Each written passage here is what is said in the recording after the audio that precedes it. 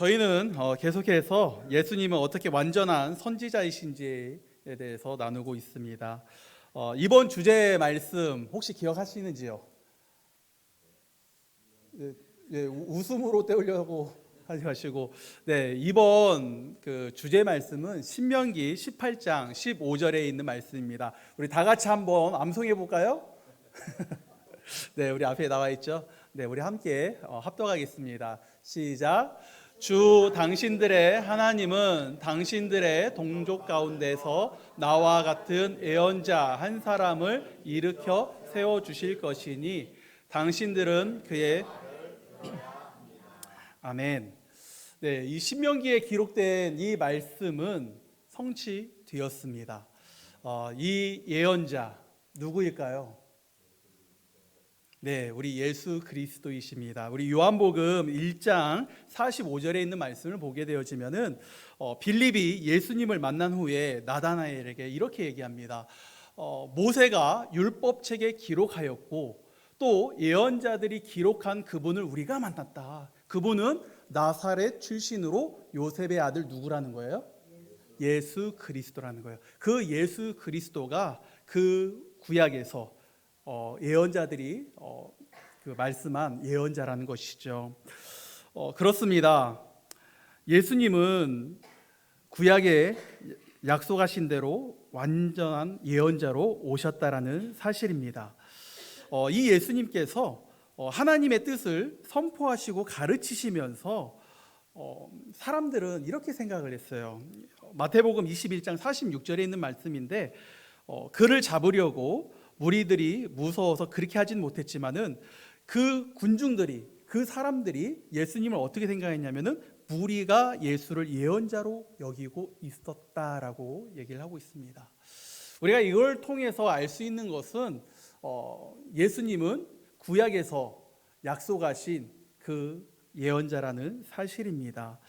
저는 오늘 이 마태복음 23장에 있는 말씀을 통하여서 율법학자와 바리새인들을 책망하는 모습을 통해 예수님께서 어떻게 완전한 선지자가 되시는지 또 함께 살펴보려고 합니다.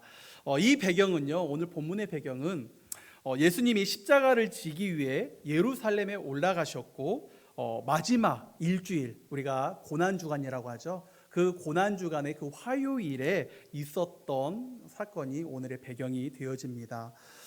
예수님은 우리의 겉과 속을 아시는 분이라는 거예요. 이 바리새인들과 율법학자들의 그 이야기를 통하여서 예수님은 우리의 겉과 속을 알고 계신다라는 사실입니다.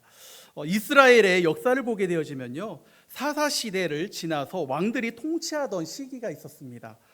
다 기억나시죠? 기억이 안 나시나요? 그 사사시대가 이후에 그 왕들이 세워졌던 그 시기였는데 그 왕들과 함께 옆에서 하나님의 그 말씀으로 조언하는 선지자들이 있었습니다. 그 선지자들은 하나님의 그 말씀의 위치에 서 있지만은 때로는 거짓된 것을 가지고 자기의 나름대로 생각대로 환상과 꿈을 해석하여 말하는 사람들이 있었다라는 것이에요. 백성들이 볼 때에는 하나님의 이름을 선포하는 그들의 겉모습을 보면서 하나님이 말씀하시는구나 이렇게 생각하면서 따랐습니다. 그렇지만 사람은 속일 수 있었지만요, 하나님은 속일 수가 없었습니다. 구약 여러 성경 그 예언서에서는 거짓 선지자들의 활동이 기록되어 있는데요. 예레미야서 14장 13절로 14절에 있는 말씀을 보면 이렇게 얘기합니다. 그래서 예레미야가 이렇게 주님께 아뢰입니다. 그렇지만 주 하나님, 저 예언자들이, 이 예언자는요 지금 거짓 선지자들을 말합니다. 이따가 14절에 나오는 그 거짓 선지자들인데 그 예언자들이 이 백성에게 주님의 말씀이라고 하면서 전쟁은 일어나지 않는다, 기근은 오지 않는다, 오히려 주님께서 이곳을 더 확실한 평화를 주신다라고 이렇게 얘기를 한다는 거예요. 그래서 14절에 있는 말씀을 보면은 주님이 이렇게 얘기를 합니다. 우리 다 같이 한번 읽어볼까요? 시작. 그 예언자들은 내 이름으로 거짓 예언을 하고 있다. 나는 그들을 예언자로 보내지도 않았고 그들에게 명하지도 않았고 그에게 말하지도 않았다. 그들이 이 백성에게 예언하는 것은 거짓된 환상과 호황된 점괘와 그들의 마음에서 꾸며낸 거짓말이다. 아멘. 그 거짓 선지자들은요, 그들의 마음에서 꾸며낸 거짓말로 어떻게 하는 거예요? 백성들에게 얘기했다는 거예요. 그 백성들이 듣기 좋아하는 것을 전했다는 거예요. 이것은 무엇이냐면은 결국 자신들이 원하는 탐욕, 그리고 사람들의 시선이 이런 거짓된 행동의 위선으로 나타났다는 사실입니다. 그들 스스로 권력의 자리에 앉았던 거예요. 하나님의 말씀보다 자기의 그런 생각을 가지고 백성들에게 나아가서 하나님을 드러나는 것이 아니라 자기의 자신을 더 드러내는 이런 일들을 했다는 것입니다. 결국 이러한 탐욕은 하나님께서 보낸 참 선지자를 통해서 그 죄들이 드러나게 하셨습니다. 구약 시대에는 이런 선지자들이 있었다면 그러면 예수님 시대에는 어떤 사람들이 있었을까요? 오늘 본문에 나오는 율법학자들, 바리새인들, 사두개인, 대제사장 같은 부류들이 이러한 사람들이 많았습니다. 여러분, 그들은 어떤 자들입니까? 하나님을 제일 가까이 섬기면서 또 율법을 알고 지키면서 우리는 하나님의 백성이다라고 말하는 사람들이에요. 그들이 하나님이 누구인지도 알고 말씀도 그들이 가지고 있고 하나님과 제일 가까운 관계일 것 같은데요.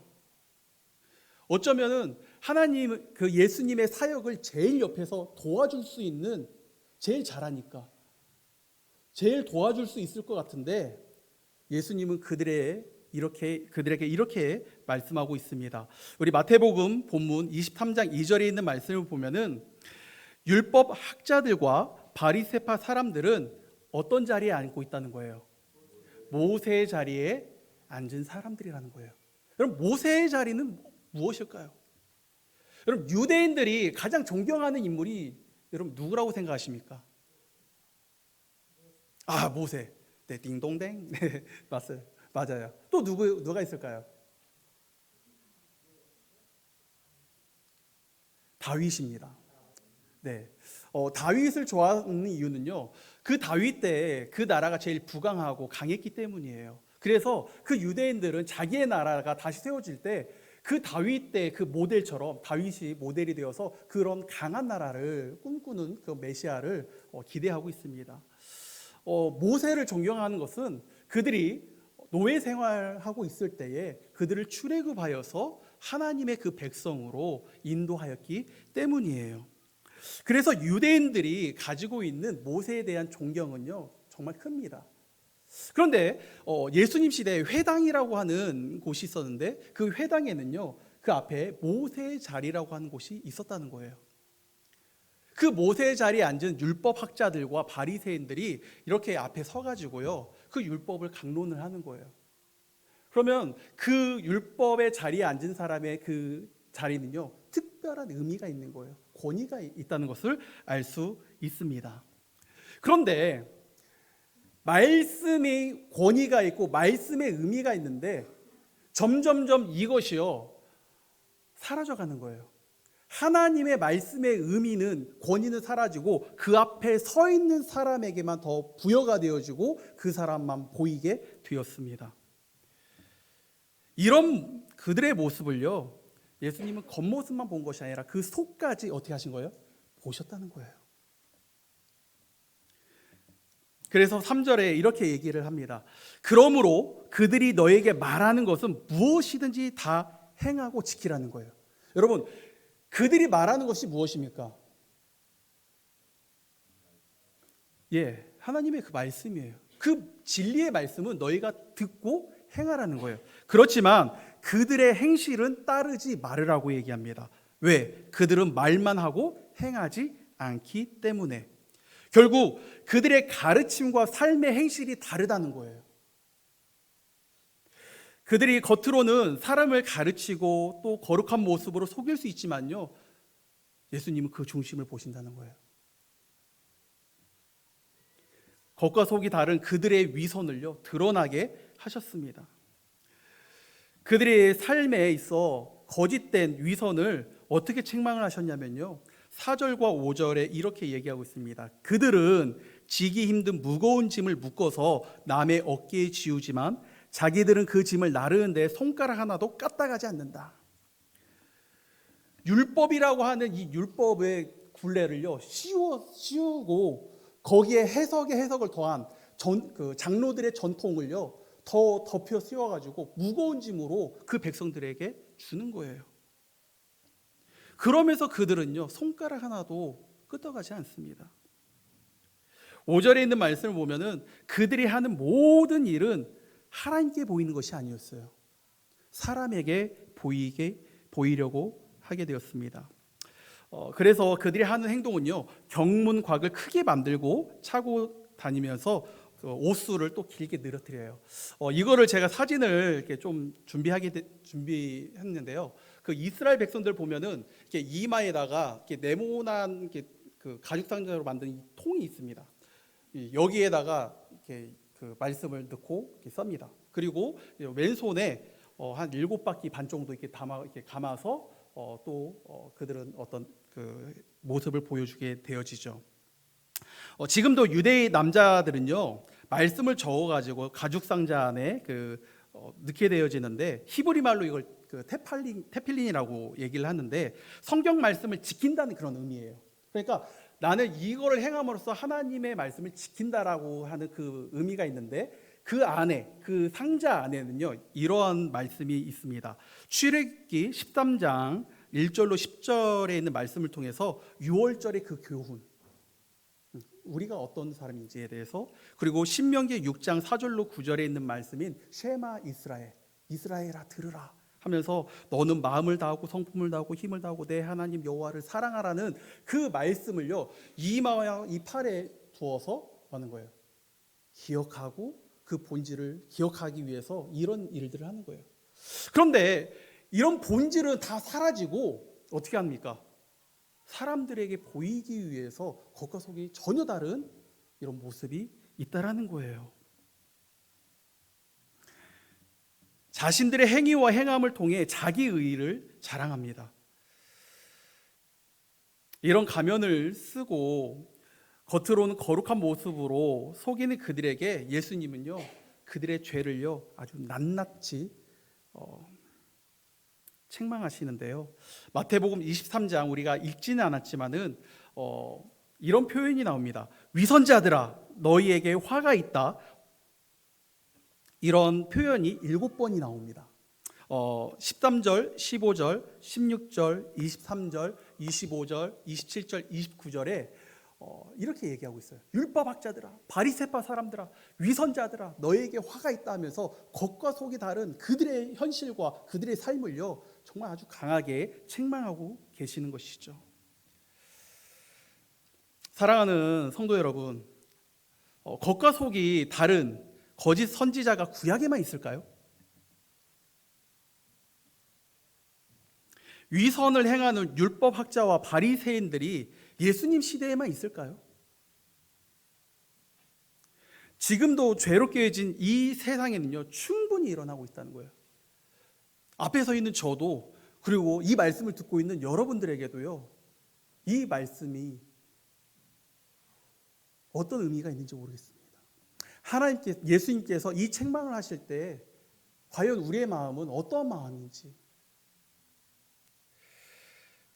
사실 본문 말씀을 저희가 이렇게 준비하고 묵상하면서요 제 마음이 사실 진짜 무거웠어요.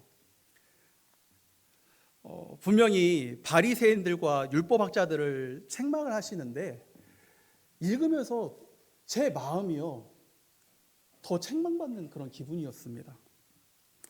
요 근래에 일도 좀 많아지고 교회 사역도 늘어나고 가정도 이렇게 돌보면서 정말 이렇게 하루하루 이렇게 바쁘게 지나갔어요.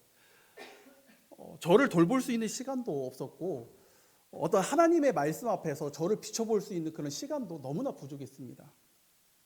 근데 매일매일 반복되는 이 일상이 계속되다 보니까요 지치게 되더라고요. 내 육신적으로도 지치게 되고 말씀 앞에 나가고자 하는데도 그 말씀이 들어오질 않는 거예요.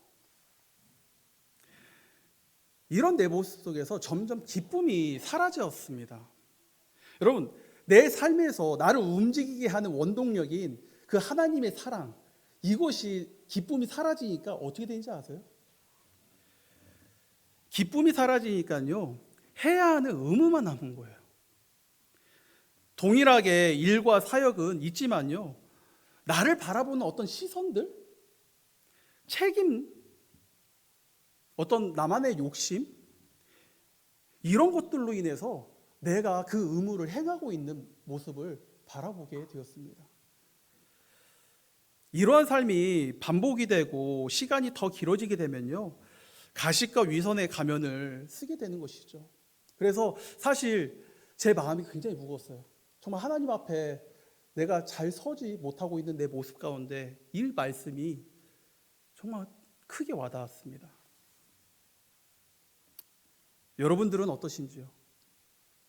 지금 우리가 공동체 성경 읽기나 함께 말씀을 묵상하고 있는데 숙제하듯이 빨리 읽어버리고 실천하는 것 없이 단지 그리스도인의 의무로 다한 것처럼 행하고 있지 않나요? 제가 우리 그 남성들이 지금 그 신약 성경 마태복음부터 이렇게 읽고 있는데요. 그 일을 하면서 제가 이제 딱 쉬는 시간이 11시부터 11시 10분이에요. 근데 그 시간이 제가 유일하게 성경을 읽을 수 있는 시간입니다. 근데 처음에는요, 이게 펴서 이렇게 성경을 읽었어요. 그런데 이것이 한 번, 두 번 밀리다 보니까요, 큰 무거움의 짐이 되더라고요. 읽긴 읽어야겠는데 안 읽으면 마음에 찔리고, 그래가지고 속독을요, 눈으로 있는 빛의 눈으로요 훑어가면서 읽었다니까요. 그러면서 제 스스로는 그 말씀 내가 오늘도 읽었지. 이게 내 스스로 읽는 것을 나만의 만족으로 생각하고 있는 제 모습을 바라보았습니다. 바쁜 일상에서 하나님을 더 가까이 가기보다 내 자신을 더 사랑하는 일에 우리 더 집중하고 있지는 않는지, 겉으로 나타나는 모습만 사람들에 보이기 위해서 꾸미고 있지는 않는지, 지금 이 시간 진리의 성령이 우리 안에 오셔서 우리의 모습을 발견하게 하실 때에 깨닫는 마음이 저와 여러분들에게 있기를 주님의 이름으로 축복합니다. 마지막으로 예수님은 완전한 선지자로서 그들이 잘못했을 때 바른 것이 무엇인지, 옳은 것이 무엇인지 가르쳐 주셨다는 것이에요. 마태복음 23장 전체의 말씀을 읽어보면요, 예수님께서 무리들과 제자들에게 말씀하시는 이 어투가 어떻게 느껴지세요? 잘 모르시겠죠?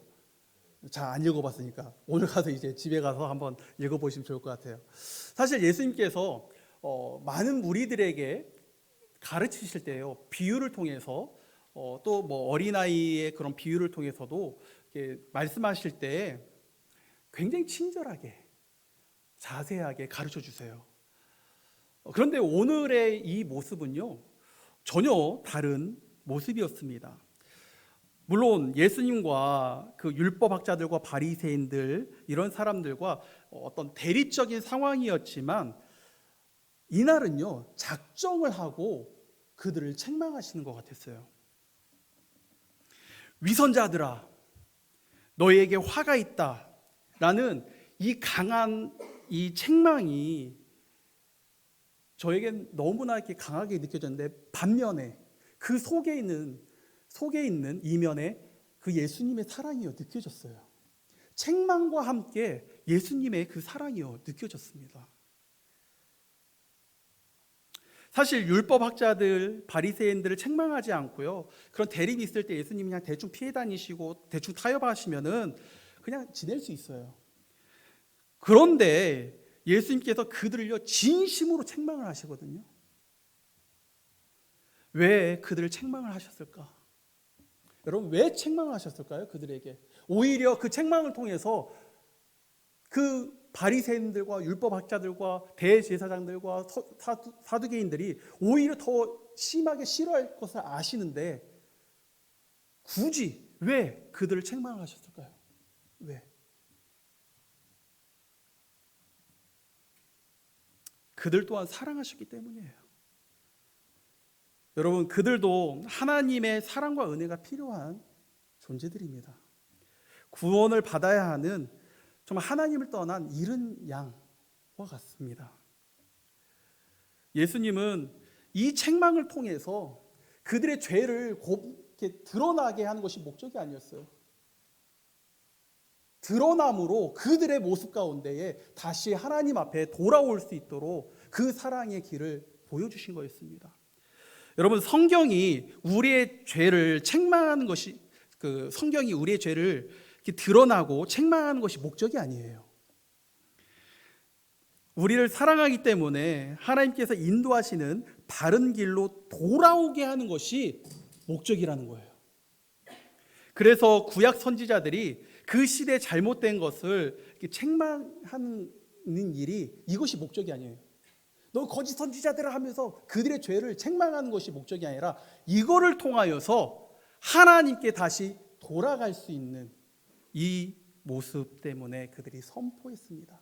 우리 예레미야서 25장 5절에 있는 말씀을 보면 이렇게 기록이 되어져 있습니다. 우리 다 같이 한번 읽어볼까요? 시작. 주님께서는 예언자들을 시켜 여러분에게 이렇게 말씀하셨다. 너희는 각기 자신의 악한 삶과 온갖 악행을 그치고 어서 돌아오너라. 그러면 나 주가 너희와 너희 조상에게 준 땅에서 너희가 길이 살 것이다. 아멘. 여러분, 왜 돌아오라는 거예요? 여러분, 그 길이 생명의 길이기 때문에 그래요. 그 길이 바른 길이기 때문에 돌아오라고 선포하는 것입니다. 가르쳐 주시는 거예요. 오늘 본문에서 예수님께서 그들의 죄를 책망만 한 것이 아니에요. 그 책망과 함께 그들에게 참된 것을 가르쳐 주시죠. 8절부터 우리 10절에 있는 말씀입니다. 그러나 너희는 랍비라는 호칭을 듣지 마라. 너희의 선생은 한 분뿐이다. 너희는 모두 형제 자매들이야. 또 너희는 땅에서 아무도 너희 아버지라고 부르지 말아라. 너희 아버지는 하늘에 계신 분 한 분뿐이시다. 또 너희는 지도자라는 호칭을 듣지 말아라. 너희의 지도자는 그리스도 한 분뿐이다. 하면서 그들에게 가르쳐 주시는 것이죠.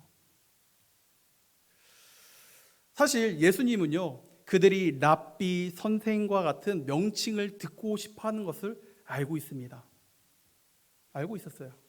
왜냐하면 그들이 으뜸이 될수록, 모세의 자리에 앉을수록, 선생의 자리에 있을수록, 지도자의 자리에 있을수록 그들이 높아질수록 권위를 얻어서 일반 백성들하고 다르다라는 그런 생각을 가졌기 때문이에요. 그런데 우리가 이걸 알아야 할 것은요, 하나님이 없는 그 권위를 우리가 가지고 스스로 더 높아졌을 때는요, 그들의 위선도 더 강하게 나타났다는 거예요. 그들이 부패되어진 이 모습 속에, 이 속마음 속에서 하나님의 이름을 말하는데 그 하나님의 이름을 말하는 것과 자기의 속은요, 그 갭이요 너무나 큰 거예요. 그럼에도 그들이 포기하지 못해요. 그들의 위선, 그들이 가진 특권, 그 힘, 그들이 체면 때문에 포기하지 못하고 누린 것들을 포기하지 못하고 하는 이런 모습이 나타납니다. 여러분, 이러한 모습이 죄로 깨어진 이 땅의 현실과 무엇이 다를까요?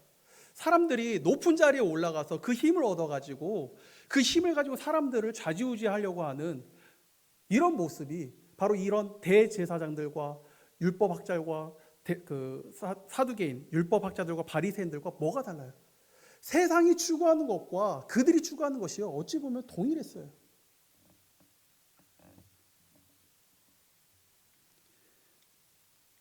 그들이 추구하는 이런 방향에 대해서 예수님은요, 바른 길로 돌아가자 가르쳐주고 계십니다.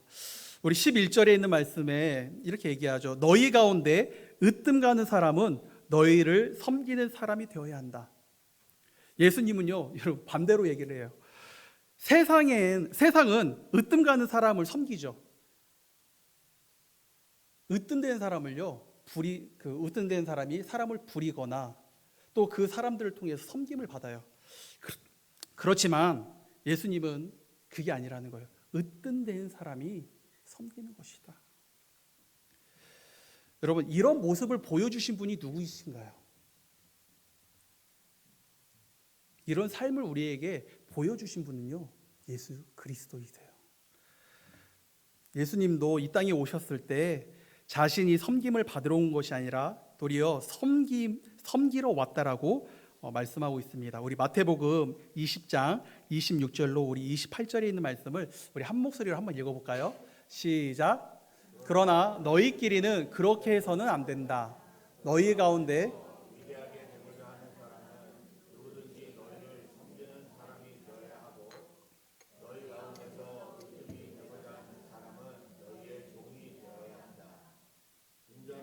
섬김을 받으러 온 것이 아니라 섬기러 왔으며 많은 사람을 위하여 자기 목숨을 아멘. 그들과 다른 모습을 예수님은 보여주셨어요. 또한 12절에 있는 말씀을 보면 자기를 높이는 사람은 낮아지고 자기를 낮추는 사람은 높아질 것이다 라고 가르쳐주고 계십니다. 여러분, 우리의 교회가 이런 공동체가 되면 어떻게 될까요? 자기를 낮추고 서로 섬기기 위해 으뜸이 된다면, 정말 예수님 말씀처럼 내가 으뜸이 되는 그 이유는 정말 우리 공동체를 더 섬기기 위해서, 더 기도하기 위해서 나를 세워주셨다면, 여러분, 우리의 공동체가 어떻게 변할까요? 여러분, 우리의 가정에서 부모가 자녀를 하나님께서 맡겨주신 자녀라고, 나에게 맡겨주신 자녀라고 생각하면은 그 자녀를 정말 대할 때 온 마음으로 사랑해주면은 어떻게 될까요? 어떤 부모의 가진 그 힘으로 자녀를 움직이는 것이 아니라 정말 주님의 사랑으로 그들을 사랑한다면은 여러분, 그 자녀들이 어떻게 될까요? 세상에서 여호와의 제사장 직분을 맡은 우리가 정말 믿지 아니하는 그런 사람들에게, 우리와 함께하는 그 이웃들에게 정말 진실로 사랑하고 섬긴다면은 내 이웃들은 어떻게 될까요? 변하게 될 것입니다. 사람을 변화시키는 것은요, 권위가 아니에요. 그 위치가 아니에요. 계명의 행위를 가르쳐서 변할 수 있는 것은 없습니다. 우리 예수님께서는요, 이거를 가르쳐 주신 거예요. 그 바리새인들에게 어떤 행위와 그들이 가진 그 힘을 가지고 그들이 변하는 것이 아니라 그들을 변할 수 있게 하는 것은 바로 하나님의 사랑이라는 것을 알게 하셨습니다. 우리 마태복음 22장 37절로 39절에 있는 말씀을 보면 이렇게 얘기하죠. 예수께서 그에게 말씀하셨다. 내 마음을 다하고 목숨을 다하고 내 뜻을 다하여 주 너의 하나님을 사랑하라 하셨으니 이것이 가장 중요하고 으뜸 가는 계명이다. 둘째 계명도 이것과 같은데 내 이웃을 내 몸과 같이 사랑하여라 한 것이다. 율법학자와 바리새인들의 사랑 없는 행위, 자기의 의를 드러내려는 위선들, 으뜸이 되어 사람들의 존경을 받고 섬김을 받는 이런 모습 가운데 예수님은 책망을 하셨는데 그 책망이 잘못됐다는 거예요. 오히려 그 하나님의 사랑으로 너희가 으뜸이 되어서 겸손함으로 낮아지고 그 예수님의 사랑을 나타내는 것이 바른 길이라고 말씀하고 계십니다. 사랑하는 이마고데이 성도 여러분, 저와 여러분들이 살다 보면요, 겉과 속이 다를 수 있는 삶을 살아갈 수 있습니다. 이것을 깨닫지만 우리의 힘으로는요, 고칠 수가 없어요. 그러할 때 우리는 어떻게 하는지요? 우리가 할 수 없는 그 상황 가운데 나는 어쩔 수 없는 이런 인간인가 보다, 그냥 포기하시는지요? 아니면은 정말 그 십자가 앞에 그 사랑 앞에 우리가 주님 앞에 다시 나아가는 저와 여러분들인지요. 이렇게 우리가 고백했으면 좋겠어요. 주님, 저는 연약합니다. 하루에 12번도 제 마음이 바뀝니다. 온전한 믿음도 없습니다. 내 교만 때문에, 체면 때문에, 두려움 때문에 주님 앞에 다가가는 것이 때로는 너무나 부끄럽습니다. 그래서 예수님의 사랑과 책망과 진리의 가르침이 나에게 필요합니다. 주님의 그 은혜가 필요합니다. 진리의 성령께서 나와 함께 하셔서 예수님의 말씀을 기억나게 도와주세요. 그 말씀을 의지해서 한 발 한 발 주님과 동행할 수 있도록 도와주세요. 내 가면을 벗어버리고 정말 주님께 나아갈 수 있는 그런 믿음도 주세요 라고 우리가 함께 기도할 수 있는 우리 공동체가 되기를 원합니다. 이번 한 주도 완전한 선지자이신 예수님이 우리를 사랑으로 또 책망하신 그러한 마음들이 깨달아지는 마음들이 있다면요, 그 말씀을 붙잡고 우리가 기도하는 한 주가 되길 원합니다. 그래서 그 사랑 가운데 더 우리가 사랑을 실천하고 사랑을 나누는 저와 여러분들이 되는 이번 사순절 기간이 되기를 주님의 이름으로 축복합니다. 우리 이 시간 함께 기도하기를 원합니다. 함께 생각하기를 원하는 것은요, 여러분들에게 있어서 예수님은 어떤 분이신가요? 그냥 구원해 주시는 분? 그냥 복을 주시는 분? 그냥 스위트 파파처럼 여러분들은 그 예수님을 믿고 있지는 않으신가요? 책망과 그 예수님의 권면을 우리는 거부하고 있지는 않은가요? 성경을 읽으면서 때로는 기도하면서 나에게 주시는 어떤 책망의 깨달음이 왔을 때 여러분들은 어떻게 반응을 하고 계시는지요?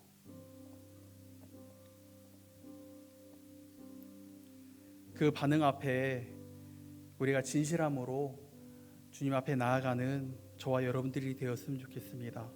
그리고 오늘 주시는 그 예수님의 가르침을 통하여서 우리의 삶에서 어떻게 이 말씀을 가지고 살아낼 수 있을지 고민하는 이번 한 주가 되기를 원합니다. 우리 함께 기도하도록 합니다. 하나님,